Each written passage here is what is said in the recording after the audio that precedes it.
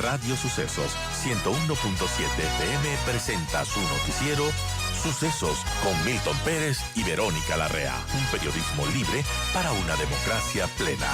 Los hechos y las opiniones de los sucesos que marcan nuestro tiempo.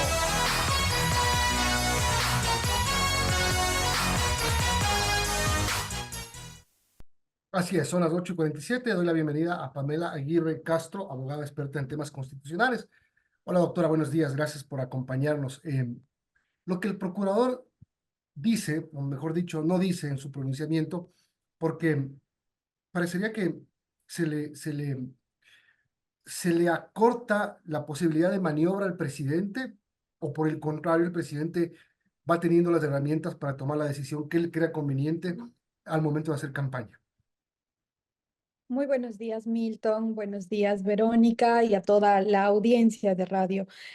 Pues efectivamente lo que hace el procurador es señalar cuáles son sus competencias. De hecho, si uno revisa con minuciosidad el pronunciamiento del procurador, él claramente dice: no tengo competencia para pronunciarme sobre un tema constitucional electoral, más cuando nos encontramos en periodo electoral en el que todas las autoridades estarían impedidas de hacer un pronunciamiento o interferir con el periodo electoral. Razón por la cual el procurador, de alguna manera, y muy coloquialmente, pues podemos decir, se lava las manos y dice: yo no puedo en este momento pronunciarme sobre aquello. A día de hoy, Milton, ¿qué es lo que debería ocurrir? Es que el presidente tenga que solicitar la licencia y asuma el segundo al mando, vicepresidente, vicepresidenta, sea quien esté en el cargo. Ahora, que esto signifique que necesariamente sea la señora Abad, bueno, eso lo dirá la política ecuatoriana, que es tan cambiante semana a semana, día a día. Eso dependerá muchísimo de qué es lo que ocurra, pero a día de hoy eso es lo que tendría que ocurrir. ¿Por qué?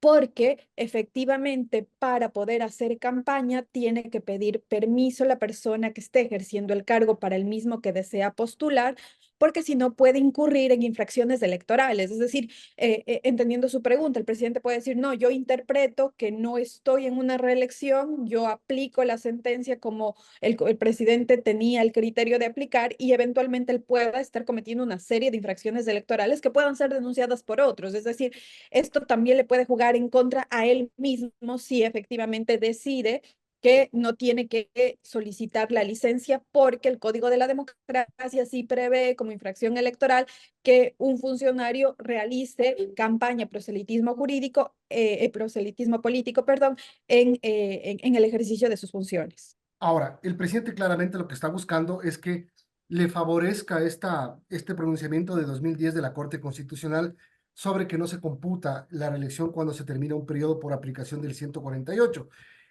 ¿A quién más le puede consultar el presidente para buscar que alguien le diga que puede usar esa herramienta? Ya consultó al CNE, le pasó al procurador. El procurador dice que no puede pronunciarse.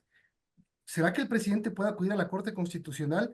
¿Para qué? ¿Para que la Corte interprete lo que ellos mismos resolvieron hace años? A ver, hay algunas cuestiones. Lo primero es que la sentencia de la Corte Constitucional, la sentencia interpretativa, fija reglas. Es decir, ahí hay algunas reglas claras que no necesitan ser reinterpretadas, como esto de que este periodo a él no se le computaría. Es decir, si él se lanza a la presidencia y es reelecto, él tiene una opción adicional para poder también reelegirse, porque este periodo no se computa. Es decir, la sentencia en ese punto es bastante clara, ahí no hay nada que reinterpretar. El punto de duda es si él tiene o no tiene que pedir esta licencia, porque en estricto sentido, claro, la sentencia de la Corte no hace referencia a reelección, y el Código de la Democracia en el 93 sí hace referencia a reelección.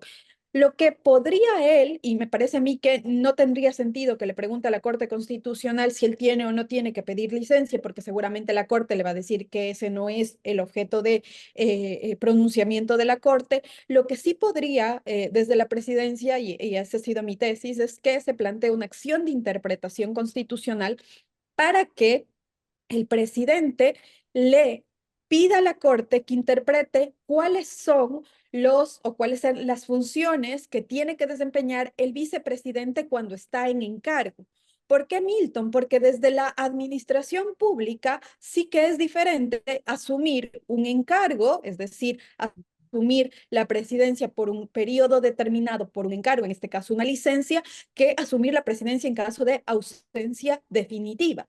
Entonces, lo que debería solicitar el presidente es precisamente que se determine cuáles serían esas funciones. ¿Por qué?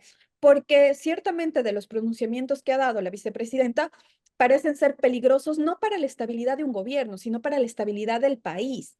Hay que entender precisamente que los compromisos del Ecuador con los organismos multilaterales no son compromisos que asume Daniel Noboa o el gobierno de Daniel Noboa, los asume el Estado ecuatoriano. Entonces hay que entender que esos compromisos acarrean responsabilidades. Máxime cuando efectivamente una persona va a subrogar en un cargo por un periodo determinado. Entonces, lo que yo sí creo es que esto sí es posible, habida cuenta de estos anuncios que ha hecho la vicepresidenta, otros tan peligrosos para la estabilidad del régimen tributario como bajar el IVA, como desestabilizar las finanzas públicas, ¿Esto por que qué? además Esto esto porque la Constitución dice que el presidente delegará las funciones a la vicepresidenta, pero cuando hay encargo, ¿no cambia un poco la figura?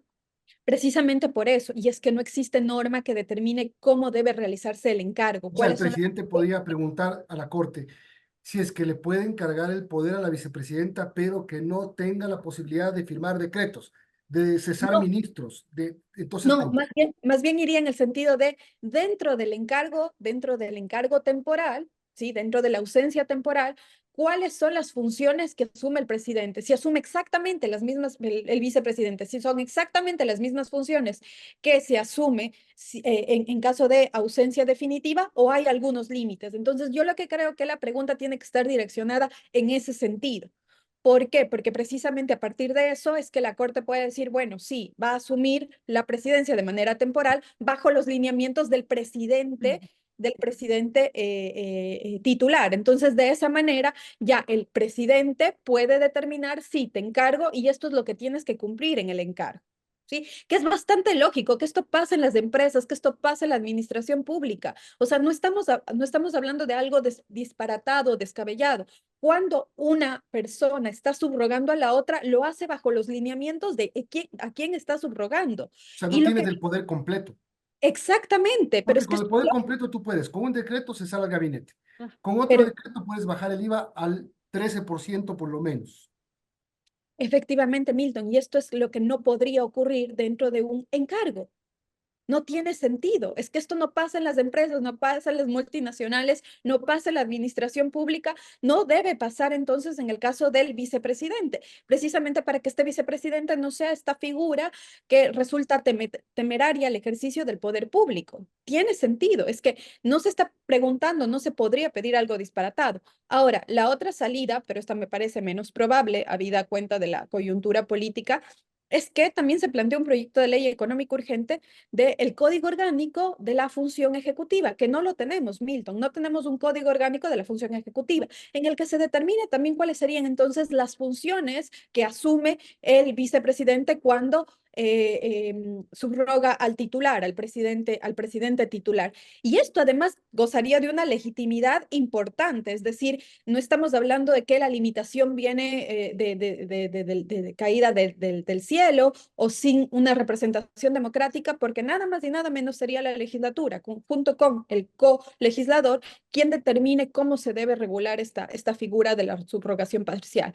Lamentablemente, lo que ocurre en el Ecuador es que siempre se piensa en coyuntura, siempre se piensa en este momento, en este problema, no se piensa a largo plazo y por eso es que carecemos de una norma tan básica que todas las democracias consolidadas la tienen. Si no, fíjese usted en Estados Unidos, qué es lo que pasa precisamente cuando el presidente no es que quiera pedir licencia, sino simplemente por algún tipo de motivo de salud, él en ese momento está bajo los efectos de la anestesia, automáticamente tiene que subrogarle. ¿Quién? El vicepresidente, pero ya hay una regulación. En este caso no existe esa regulación porque somos demasiado coyunturales y se piensa exclusivamente en el momento actual. Doctor Aguirre, buenos días. Y bueno, está claro que entonces no cabría hacer una consulta a la Corte Constitucional para que haga una interpretación de su propia sentencia. Sin embargo, esta consulta que usted dice que se podría hacer a la Corte Constitucional respecto a las funciones que tendría la vicepresidencia, si es que es encargada. eh, ¿Cuánto tiempo podría tomar? Porque quizás en esto también jugamos con los tiempos coyunturales, ¿no? Y quizás esta nueva consulta no coincida con los tiempos que necesitaría el Ejecutivo que se responda. Es una muy buena pregunta y efectivamente aquí el presidente tendría precisamente que apelar a algo que es racional y la premura con la que se necesita un pronunciamiento por parte de la Corte Constitucional. Si bien la Corte Constitucional tiene su regla general de que se resuelve en orden cronológico, este caso amerita que precisamente se salte ese orden cronológico por la relevancia que tiene. Ya hemos visto que la Corte sí actúa así en algunos casos. Piensen ustedes en el caso de la acción extraordinaria de protección que planteó Santiago Guarderas cuando en su momento Quito tenía 2 alcaldes por la necesidad de un pronunciamiento y la Corte se pronunció en un mes. Entonces, de hecho, la Corte sí que puede apurar, meter acelerador en un pronunciamiento que es tan importante para la estabilidad de la democracia. Es que no estamos hablando exclusivamente de relación de presidente-vicepresidente en términos de nombres, Novo Abad, sino que estamos hablando de el funcionamiento mismo de la democracia. Bueno, en todo caso, en el momento, lo que pasa es que todos los caminos conducen al encargo. Más allá de que si es que Verónica Abad sobrevive, si es que se inventan o logran una forma de que ella no esté al frente durante la época electoral, en este momento el presidente casi no tiene opción de, no, de ser candidato y no encargar el poder. No, yo creo que no hay opción de no encargar el poder si el presidente Noboa decide ser candidato a la presidencia de la República. Al menos eso lo creo jurídicamente. Sería muy forzado entender que no tiene que pedir esta licencia, porque además, Milton, pensemos que si él no pide la licencia, los asambleístas tampoco tendrían que pedir la licencia. Entonces, ¿de qué estamos hablando? ¿Y cuál sería la jurisprudencia en caso de que el presidente no haga caso a esto y no encargue el poder? Digo, me refiero a dos temas, lo del alcalde Pavel Muñoz y lo del entonces presidente del Consejo de Participación, Allen Berbera. Pero aquí tendríamos algunos problemas, Milton, porque enseguida van a saltar las denuncias y vamos a tener entonces activado al candidato con posibles denuncias, candidato slash titular de la presidencia en ese momento, con denuncias sobre infracciones electorales. Entonces, no creo que para la estabilidad tampoco de la presidencia y de su mismo ejercicio de la función, él pueda verse sometido a estos casos que van a ser resueltos por el contencioso, él siendo candidato. Es decir, él va a perder muchísimo más de lo que puede ganar con un proceso de esta índole. Bien, son las 9 de la mañana. Le quiero agradecer por habernos acompañado hoy. Doctora, tenga buen día. Muchísimas gracias, Milton, Verónica. Un buen día para Gracias. ustedes.